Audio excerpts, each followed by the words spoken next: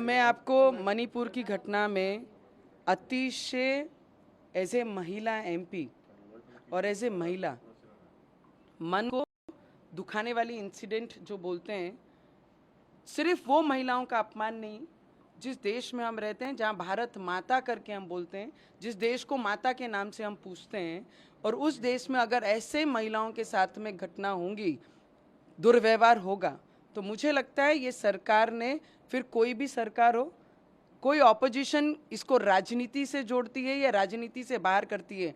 महिलाएं राजनीति का हिस्सा नहीं है। पहली तो सभी पार्टियों ने ये समझना बहुत ज़रूरी है। हम महिलाएं जब अपना आदर रिस्पेक्ट रखकर अपने क्षेत्रों में जाके काम करती हैं, और जब ऐसी महिलाओं के साथ कुछ होता है तो सबसे पहला टीका हम जैसी महिलाओं पे भी होती है कि हम पार्लियामेंट में बैठ के क्या कर रहे हैं।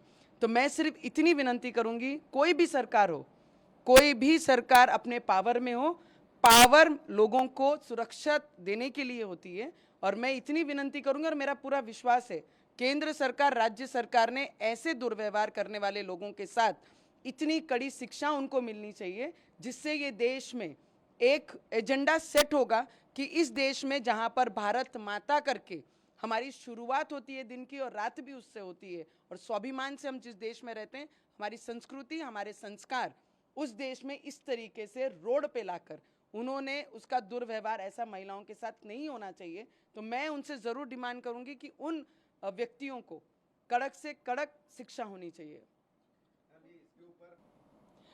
मैं आपको इतना ही बोल सकती हूँ कि किसी ने भी इस पर कोई भी प्रस्ताव, सदन प्रस्ताव रखा है या कोई भी कॉलिंग अटेंशन भी जब लगाई है, एज ए महिला हम सबको एक होना चाहिए महिलाओं की सुरक्षा के लिए, ना कि राजनीति के लिए। जब मैं महिला करके बोलती हूँ तो मेरा काम है महिलाओं को सेफ रखना, उनकी इज्जत रखना, उनकी रिस्पेक्ट रखना, ना कि उनकी इज्जत को भरे पूरी सभा में उछालना।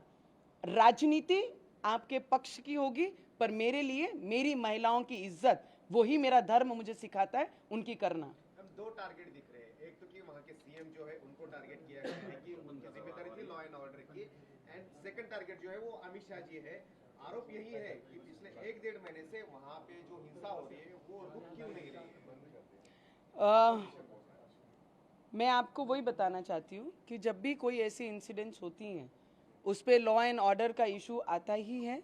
और पिछले केंद्र और राज्य सरकार को जो ब्लेम कर रहे हैं, उनके राज्य में तो मुख्यमंत्री महाराष्ट्र में 11 बजे सो के उठते थे, तो वो तो लॉ एंड ऑर्डर हमारे महाराष्ट्र में हमने 33 महीने की गवर्नमेंट में उद्धव ठाकरे जी के सरकार में हमने देखी है। तो उन्होंने लॉ एंड ऑर्डर सिखाने की अमित शाह जी को और या उनके राज्य के मुख्यमंत्री को सिखाने की ज़रूरत नहीं है। मुझे लगता है जिस तरीके से वो काम कर रहे हैं, यस, जो इंसिडेंट हो रहा है, जो इंसिडेंट हमारी महिलाओं के साथ हुआ है, वो अतिशय निंदनीय है। कोई भी सरकार हो, हम महिलाओं के लिए बोलेंगे और उनके हित में बोलना हमारा काम है।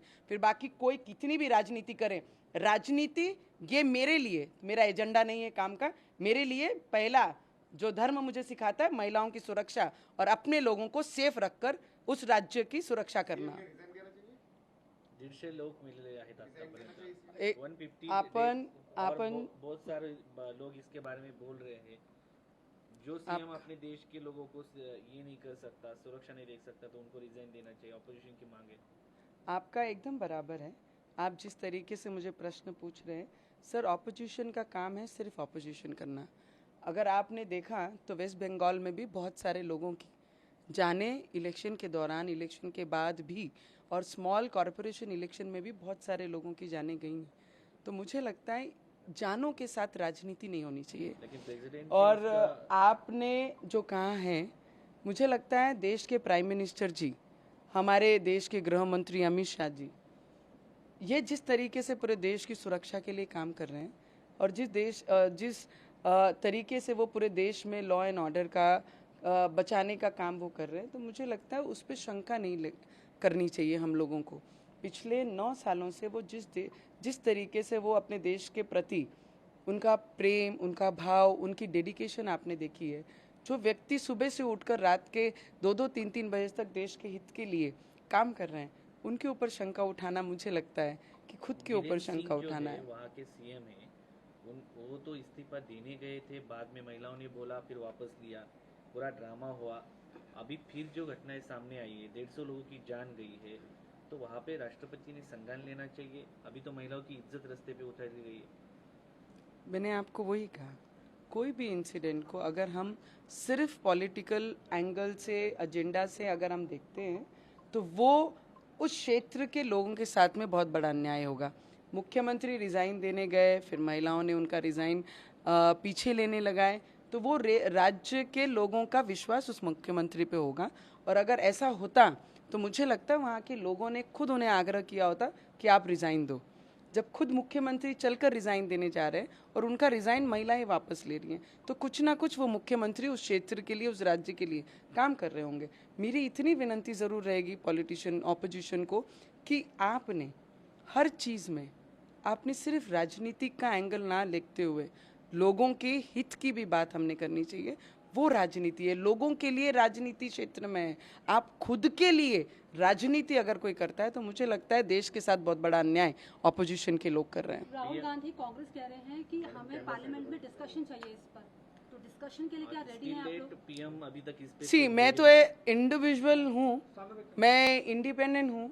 मैं तो हमेशा जब हित की बात होती है, महिलाओं के सेफ्टी की बात होती है, तो मैं उस डिस्कशन में 100% उतरती हूँ। और महिलाओं के हित के लिए 193 calling of attention women's day पे बहुत बार हमारे पार्लियामेंट हाउस में हमारे बिरला साहब ने बहुत बार हमें अपॉर्चुनिटी भी दी है कि अपने अपने महिलाओं के सेफ्टी के लिए आप लोग इस पे बोलिए।